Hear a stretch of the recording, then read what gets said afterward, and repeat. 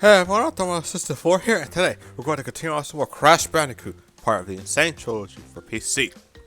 Now, we're here for Hog Wild, I forgot what the other level is called, and potentially a boss. Now, just like a Crash 2 and Warps, there are some levels that Coco can't do. Obviously that includes all the bosses, but there's actually some... This is pretty much the only thing she really can't do. She can't do any of the Hog levels. She can't do the bosses or the hog levels. In fact, she also can't do a specific level at the near end of the game, but you could probably, if you've played the game and even beaten it at this point, you'll probably know why. So I'm just saying that they could have easily put Coco in that ending and it would have been the same ending. I'm just saying. But anyway, with how much they actually allow you to play as Coco in this game, like, not just the trilogy, but like in Crash 1 in particular, it's just crazy how oh my god, that was too close. It's just crazy that this is actually a thing I can do now. Like, this is something most people would think about having to like mod on like the older systems, if not just emulators at that point. But no, this is something you can really do with the game. Oh wait, I think we're getting to the infamous section over here. Yeah.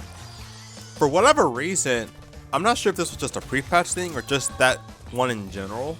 For some reason, when you try going there, you will always get hit on the PS4 version. Always. You always end up getting hit because you're not leaning all the way to the right. If you're not doing that, you're more than likely going to get hit. Native Fortress. Okay, so it wasn't an upstream level. So that means this is a fortress level. The other one's a level we're going up a stream. And then it's the boss. But do I want to do the boss right now? Probably. Because, like... Hold on a second. Okay, sorry about that. Because right out the gate, I don't know if I really want to, jump into that. Oh, yeah. And, oh, actually, I was going to say.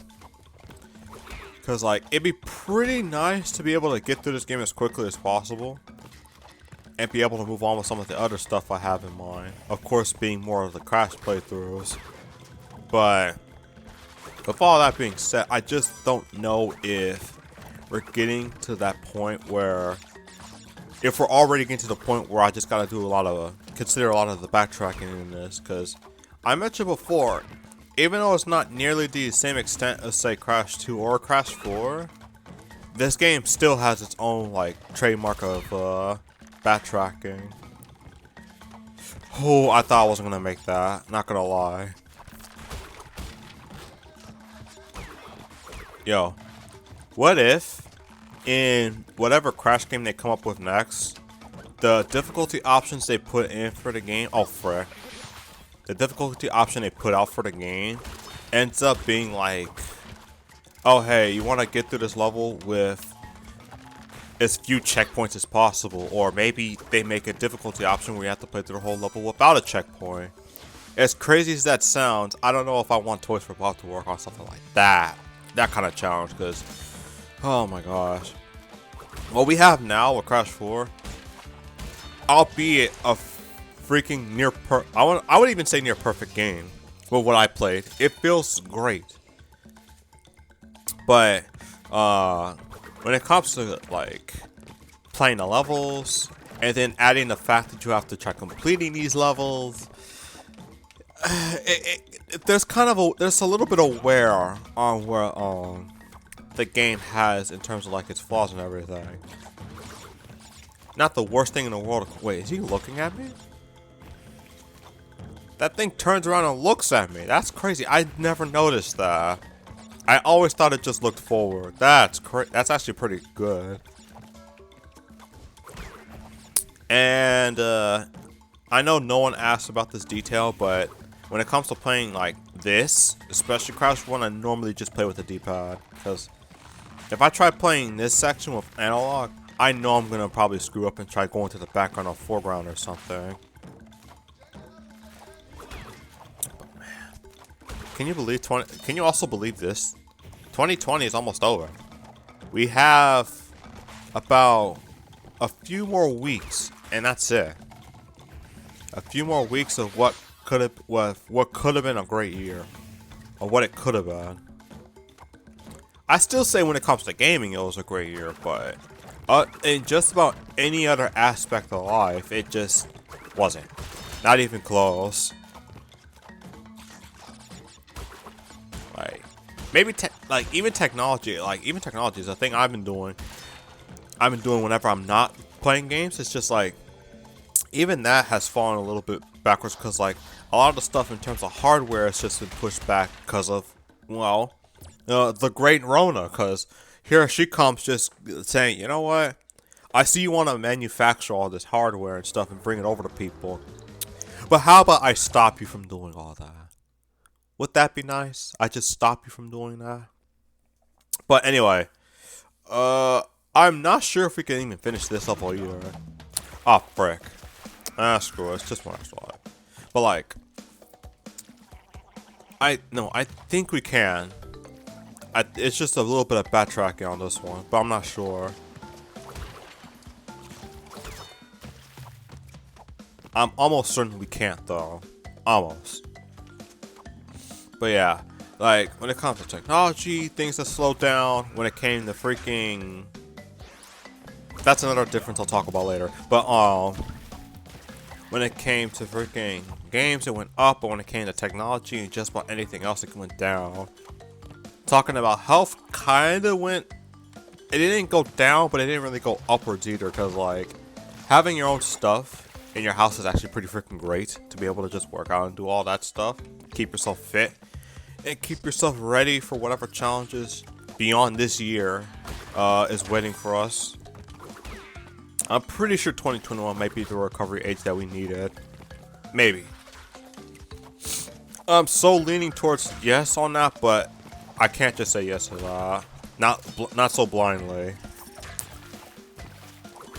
But with that being said, what we'll see, I want to know what we will see from 2021 for Crash, because we know we finally got a release date on that game, on the Crash Bandicoot on the Run. We finally got a release date on that. We finally got a beta. In fact, there's actually a version of the beta you could play right now if you wanted to. Okay, so this is the level we can't get everything, so I'm not too worried about that right now then. But yeah, there's a version of the game you actually can play right now if you wanted to. I think that's all of them. Okay.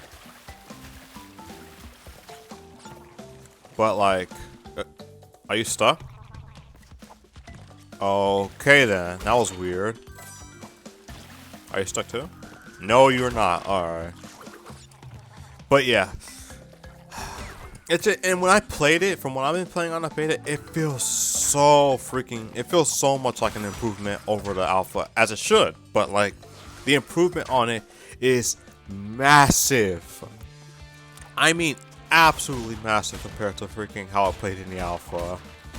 Granted, my phone isn't the greatest, so like, it's not running as smoothly as I wanted it to. But just the fact that I can just be able to play so much more and see so much more what this game has to offer is great potential.